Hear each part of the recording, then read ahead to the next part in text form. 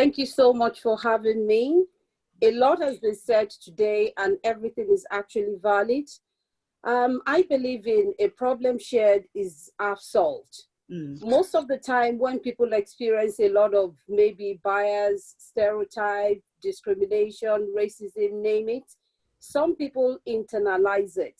And by doing that, it affects their mental health, because I've worked in the mental health setting. I've worked with adults as mental health social worker, and I've also worked with children as well too in the mental health setting.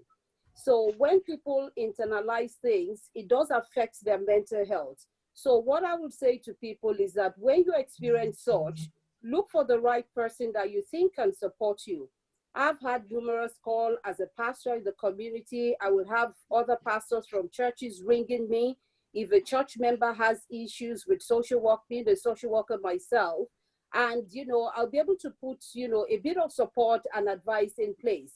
So what I would encourage my, fellow Africans is that when you're passing through an issue, if you feel you are not able to speak up, I've had, mothers that their children are experiencing racism in school. And if it's brought to my attention, I would say to them, do you want me to support you to go to the school principal to name it?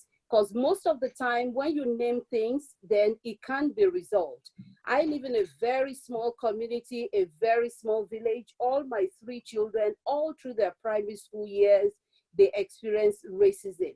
And one of my children, especially every year, because she was the only African, all through our primary school year, every year, it's going to be different form of racism. And it always happened in class and the teacher. So when she comes home and she tells me, I would say, is the teacher aware? Then the teacher is aware. Then at times I've been to the school principals on some issues about it. And because I needed to stand up for my child, and from my experience working in mental health setting, it leads to school refusal. That is why I would encourage parents, if your children talk to you about some things, don't minimize it. Don't say it's okay. Because some children, once they say it once and you just discard it, you sweep it under the carpet, the child will not feel confident, because you are there as a support person for your child to be able to speak up. And if you feel you're too shy, or maybe you are not up to it, look for somebody in the community. You have, groups like Culture Connect. There are so many groups in the community. Even in the church, some people have had to ring me and I've had to support them in various areas. There are support organizations. And I also belong to African Social Workers in Ireland, ASWI. So if you have issues as well too, that is why we came up as a group, all Africans from, different African nationalities.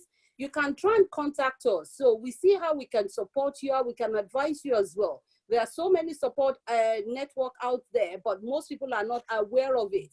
But when you get to a point that you do need, please, I would encourage you to please speak up.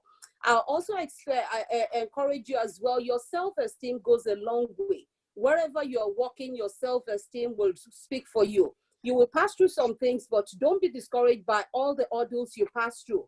So, and if you speak up and if things are not moving, then look for another alternative way rather than you just leaving it as it is.